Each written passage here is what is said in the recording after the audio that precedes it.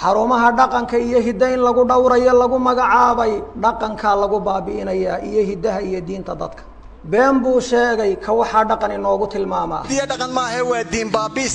waa akhlaaqda dadkoo laga dilaayo waxa weeyaan dhaqan reer galbeed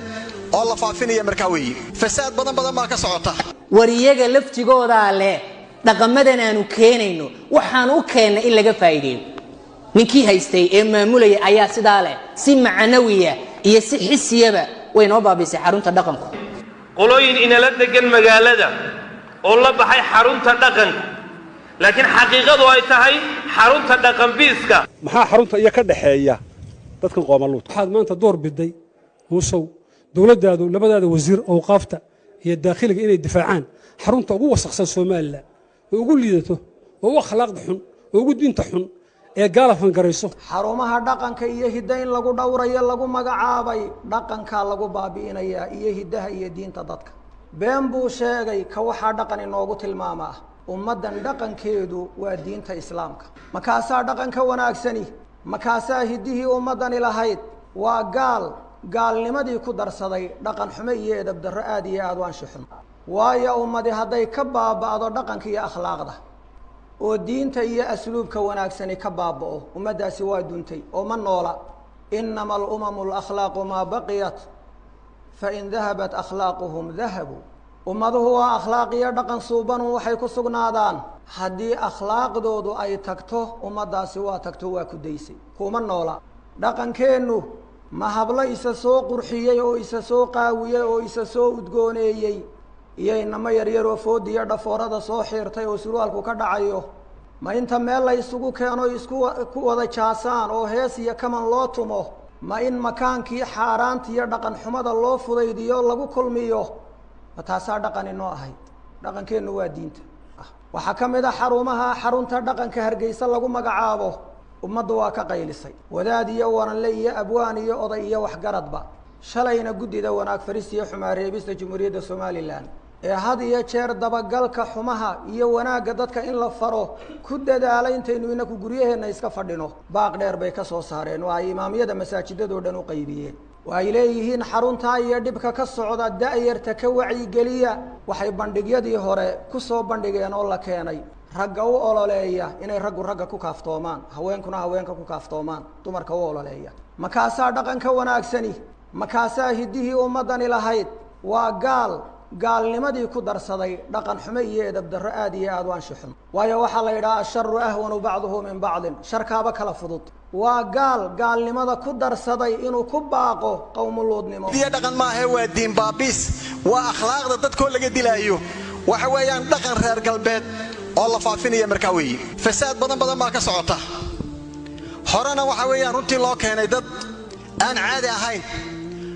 قوم لوط ayaa inta soo goor lagu soo martay qaaday rag iyo dumarba buugaagta qudheeda meesha taalo u baahan in lagu maraajiciyo waxa lagu soo bandhigayo waxa la akhrisanayo dadka akhlaaqiyadkooda runtii buugaaga waa in la eega inta la soo bandhiginaan meesha la keenin diinta Ilaahay ma ka hor imanaya mise ka hor imanayo waxaan u baahanahay meesha in dawladdu dib ay ugu noqoto oo amba shariicada islaamka la waafajiyo amba la baabiyo waayo dhalinyaradeennii lagu fasahaadinaya ka waxa sameynaya ma ogola inantiisu inay isaga ragga saa ay u dhaxboodo oo maryaga gaaban intuu soo xiro marka dabada saa u sii jeeday marra saa ulu oo yiraahdo taasi waa hidiya dhaqan ma aha waa diin baabis waa akhlaaqda dadkoo laga dilaayo waxa weeyaan dhaqan reer galbeed oo la faafinaya markaa weeye wariyaga laftigooda leh dhaqamadan aanu keenayno waxaan u keenay in laga faa'iideeyo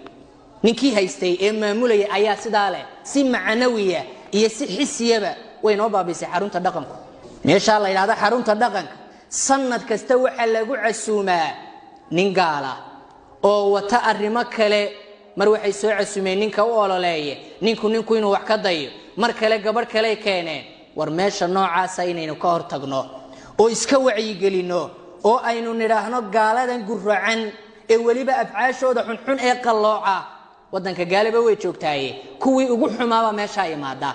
in la iska xidho oo la iska joojiyo oo la iska wacyi geliyaa muhiima ogowna waliba gaaladaasi waxay xarunta dhaqanka siiyeen dacmi iyo lacag iyo dhaqaale ku horaan qodobka labaad ee xarunta dhaqanku ay soo waarido waxa kamid ah in la isdhex galo la isdhex yaaco rag iyo dumar ajaanabi isu ah nabigeennuna calayhi salaatu wasalaam bal u fiirsa dardaanku inaga tagay ma taraktu ba'di fitnatan hiya adarru ala ar-rijali min an-nisaa fitnada ugu daran ee aan idinkaga tagay waa dumarka iska ilaaliya maxay yiraahdeen dumarow kaalaya heesa iyo dhaantooyin bay u sameeyeen sidaan waa hidihii dhaqanka Soomaalida waxa la soo bandhigaa buugaag guracan oo sunnadii iyo kaydkii iyo taariikhdii lagu doorinayo aayadda markaad fasirto wuxuu koonay kada yaa fasiraya sheekha waa fikirkiis waa araadiis xadiiska nabiga yaa soo wariyay nabiga miyaad aragtay macnaheedu waxa weeye xadiiskani sax maaha axaadiistii nabigana haddii la durkiyo la kala dhantaalo quraanka iyo sunnada xataa quraanka lagu camal fali karin xataa quraanka waxa fasiraya ee furfuraya waa axaadiistii nabiga calayhi salaatu wasalaam waxa u dheer oo lagu qabtaa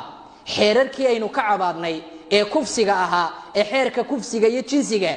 ayaa maandhood lagu falqayn lahaa maxaa loo dhaqmi waay maxaa loo xeer gelin waay maxaa maxkamadaha loo geyn waay dooda kamid waxyaalaha lagu soo bandhigo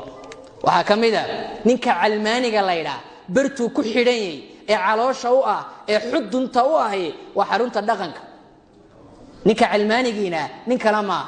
ninka calmaanigi waayo waa ninka kula ilaahay baa ina arsaaqay ilaahay baa ina dilay ilaahay baa ina abuurtay dil iyo deynba ilaahay baa leh haye intaas waa wanaag wuxuu ku darayaa cilmaanigu laakiin ilaahay dadka ma maamuli karo iyaadan billah wanika cilmaaniga bartu ku xidhan ee mixwarka u ah ee masterka u ah halka weeye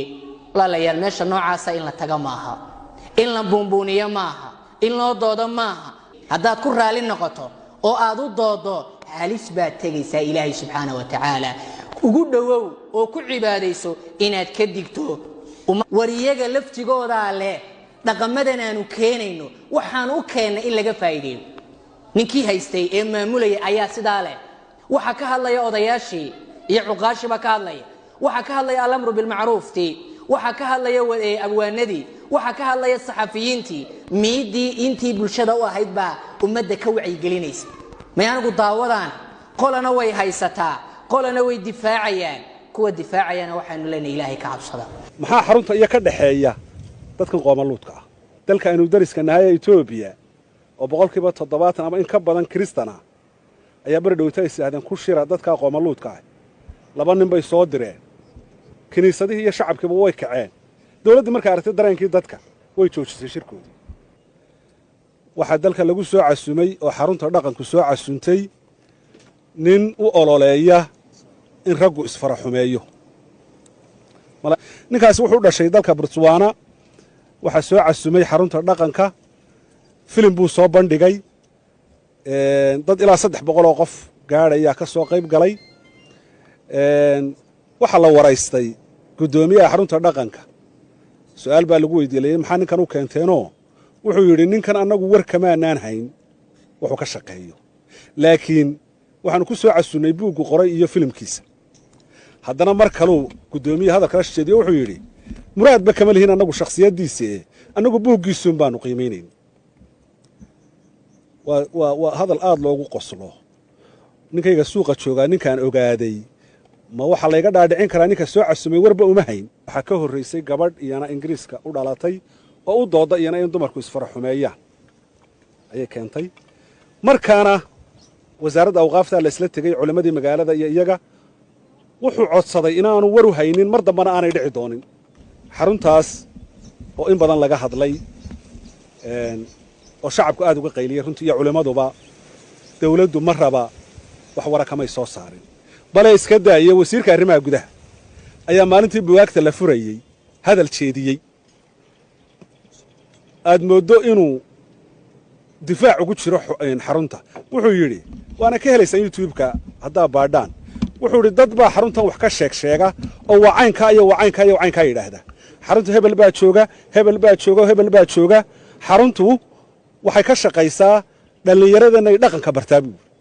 maxaa xarunta iyo ka dhaxeeya dadkan qoomaluudka ah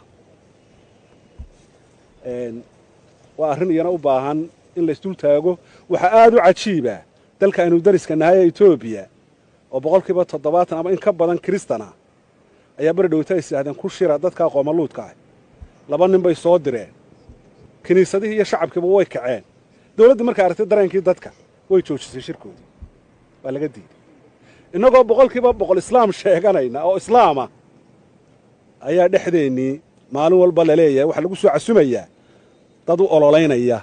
qoomaluud